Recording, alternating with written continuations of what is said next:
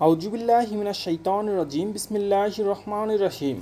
BCS ও বিভিন্ন চাকরির প্রস্তুতিতে বাংলা ভাষা ও সাহিত্য একটি গুরুত্বপূর্ণ অংশ। আজকে আমরা আলোচনা করব বাংলা ভাষা ও সাহিত্যের জসীমউদ্দীনের পূর্ণাঙ্গ অংশ।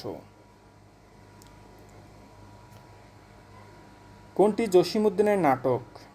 বেদের মেয়ে। তার নাটকগুলির মধ্যে অন্যান্য নাটকগুলো হচ্ছে বেদের মেয়ে, পদ্মার পার, মধুমালা, পল্লীবধূ। কোনটি জসীমউদ্দীনের রচনা?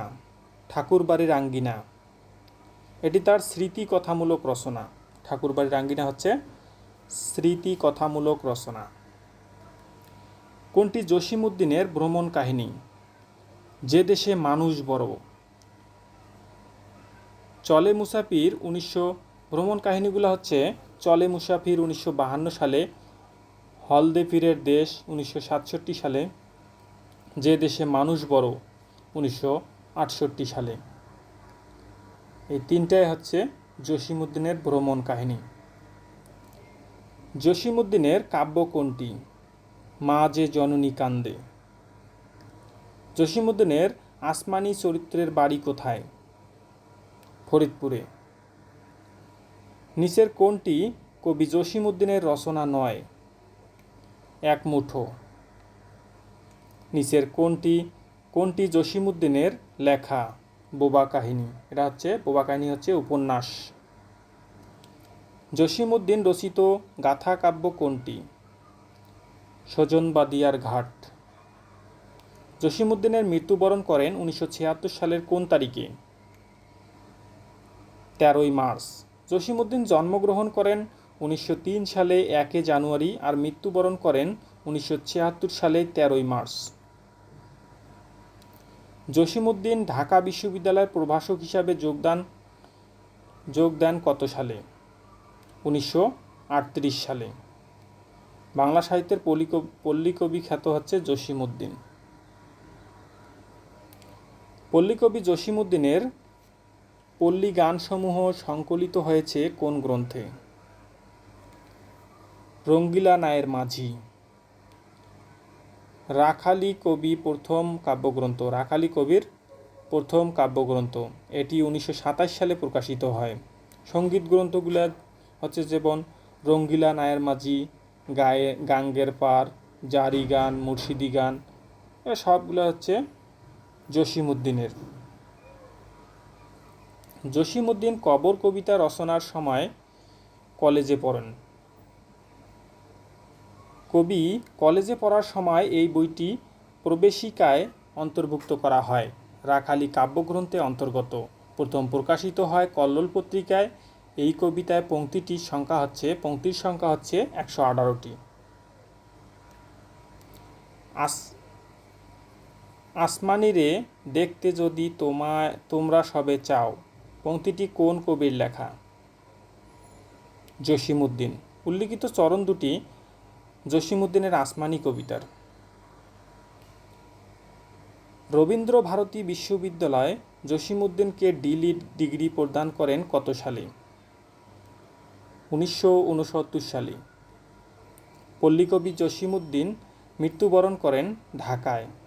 জসীমউদ্দীন 1 জানুয়ারি 1903 সালে জন্ম, 13ই মার্চ 1976 সালে মৃত্যু। একজন বাঙালি কবি, গীতিকার, উপন্যাসিক ও লেখক ছিলেন তিনি। জসীমউদ্দীন রচিত উপন্যাস কোনটি? বোবা কাহিনী। এটি তার একমাত্র উপন্যাস। জসীমউদ্দীনের প্রথম কাব্যগ্রন্থের প্রকাশকাল কত? 1927 সালে। রাখালী বাংলাদেশের পল্লীকবি জসীমউদ্দীনের 19টি কবিতা নিয়ে তৈরি প্রথম কাব্যগ্রন্থ। বইটি 1927 সালে পলাশ প্রকাশনী থেকে প্রকাশ পায়। প্রচ্ছদ এঁকেছেন নন্দলাল বসু। কবিতাগুলোতে পল্লী জীবন বেশিরভাগ পল্লী জীবনের প্রভাব রয়েছে জসীমউদ্দীনের কবিতায়। নকশিকাঁথার মাঠ এর রচয়িতা কে? জসীমউদ্দীন। নকশিকাঁথার মাঠ ইংরেজিতে অনুবাদ করেন E.M.E. মিলফোর্ড। ইংরেজি নাম এমবেডেড কোয়েট। জসীমউদ্দীনের আসমানী চরিত্রের বাড়ি কোথায়? ফরিদপুরে। বাপের বাড়ি যাইবার কালে কহিত ধরিয়া পা আমারে দেখাইতে যাইয়া কিন্তু উজানতলির গা পংক্তিটির রচয়িতা কে? জসিমউদ্দিন। পংক্তিটি জসিমউদ্দিনের কবর কবিতা অংশবিশেষ। এখানে দাদু তার নাতিকে তার দাদুর প্রতি দাদির ভালোবাসা কেমন ছিল সেটা বোঝানোর জন্যই এই চরণটি ব্যবহার করেছেন। পদ্মার পাড় নাটকটির রচয়িতা কে? জসিমউদ্দিন। ধানক্ষেত কাব্যটি কে লিখেছেন? জসিমউদ্দিন। ধানক্ষেত কাব্যটি 1933 সালে প্রকাশিত হয়। জসিমউদ্দিনের কবর কবিতাটি দাদু শাপলার হাটে কি বিক্রি করতেন? তরমুজ বিক্রি করতেন। বেদের মেয়ে গীতিনাট্য কে লিখেছেন? জসিমউদ্দিন। বেদের মেয়ে নাটকটি 1951 সালে প্রকাশিত হয়। রাখালি কাব্যগ্রন্থ কার লেখা? কাব্য কার লেখা? জসিমউদ্দিন। রাখালি কাব্যটি জসিমউদ্দিনের প্রথম প্রকাশিত কাব্যগ্রন্থ। কবি জসিমউদ্দিন রচিত কাব্য কোনটি? রাখালি। কোন কবির নাম অনুসারে ঢাকা বিশ্ববিদ্যালয়ে একট ছাত্রাবাসের নামকরণ করেন? জসিমউদ্দিন। জসিমউদ্দিনের নাটক কোনটি? বেদের মেয়ে। 1951 সালে প্রকাশিত জসিমউদ্দিনের নাটক বেদের মেয়ে। রঙ্গিলা নায়ের মাঝি এর লেখক হলেন জসিমউদ্দিন। সজনবাদিয়ার ঘাট এর রচয়িতা কে? Jasimuddin. The field of embroidered quilt কাব্যটি কবি জসিমউদ্দিনের কোন কাব্যের ইংরাজি অনুবাদ? নকশিকাঁথার মাঠ। ইংরেজিতে অনুবাদ করেন E.M. মিলফোর্ড। নকশিকাঁথার মাঠ বইয়ের লেখক কে? কবি জসিমউদ্দিন। জসিমউদ্দিনের শ্রেষ্ঠ কাহিনী কাব্য কোনটি? নকশিকাঁথার মাঠ।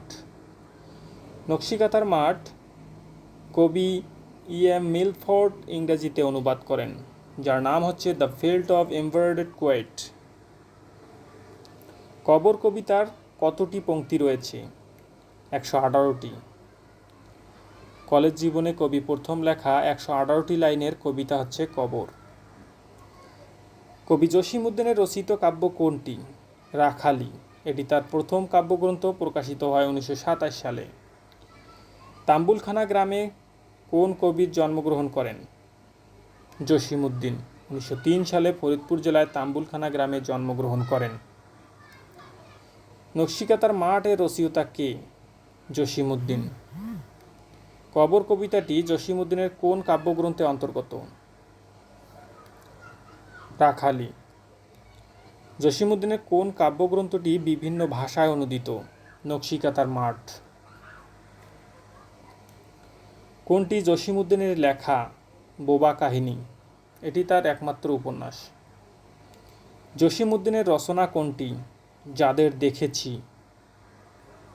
জসিমউদ্দিনের রচিত নিমন্ত্রণ কবিতাটিও কোন গ্রন্থে অন্তর্ভুক্ত? ধানক্ষেত। কবর কাব্যটি কোন ছন্দে রচিত? মাত্রাবৃত্ত ছন্দে। নিচের কোনটি জসিমউদ্দিনের উপন্যাস? যে দেশে মানুষ বড়।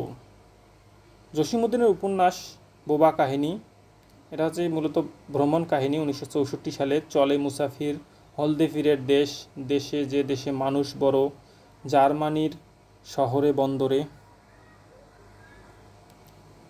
নকশিকাঁথার মাঠ কাব্যগ্রন্থটি কত সালে প্রকাশিত হয়? 1929 সালে।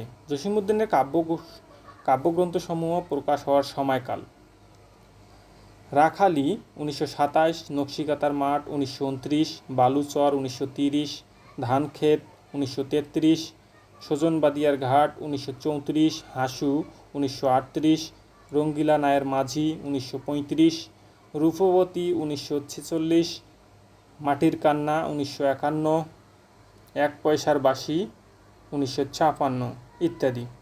আরও অনেকগুলো আছে।